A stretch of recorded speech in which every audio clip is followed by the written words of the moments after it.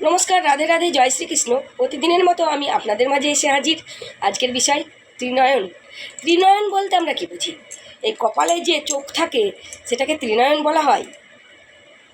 যেমন শিবের কপালে দেখা যায় ত্রিনয়ন, দেবী দুর্গার কপালে দেখা যায় ত্রিনয়ন, মা কালীর কপালে দেখা যায় ত্রিনয়ন।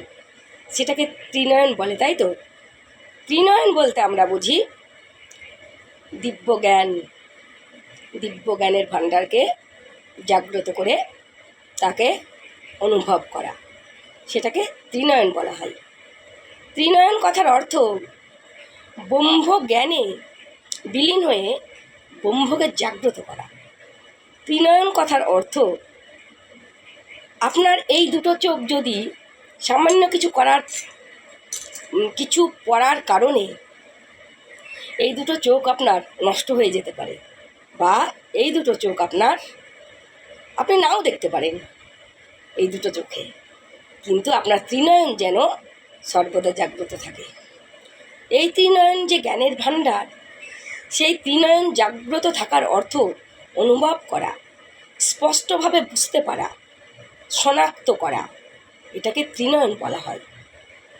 ত্রিনয়ন এমন একটা দিব্য জ্ঞানের ভাণ্ডার, যে ভাণ্ডার আপনার দুনয়ন চোখ বুঝলেও, আপনার দুনয়ন যদিও আপনি বুঝেন, সেটাকে অনুভব করতে পারবেন আপনার সামনে কে আছে, যাকে মহাযোগী বলা হয়।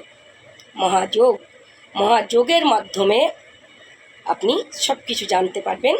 যোগ সাধনার মাধ্যমে এই ত্রিনয়নের ভাণ্ডারের অর্জিত জ্ঞান, দিব্য জ্ঞানের আলোয় সকলকে আলোকিত করতে পারবেন। এটাকেই বলা হয় ত্রিনয়ন, যেটাকে অনুভব করা।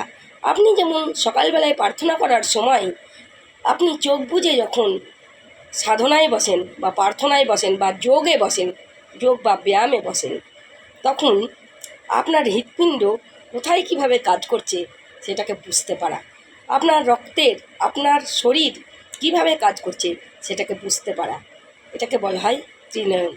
দিব্য শক্তির মাধ্যমে দিব্য জ্ঞানের আলোয় যিনি আলোকিত হতে পারে, যিনি দিব্য জ্ঞানের আলোয়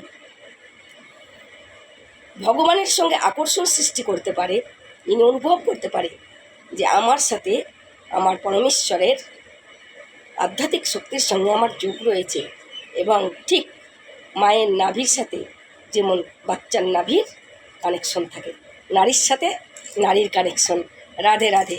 আধ্যাত্মিক জগতে ভক্তের সঙ্গে ভগবানের, নারীর সঙ্গে নারীর কানেকশন, নাভির সাথে নাভির কানেকশন।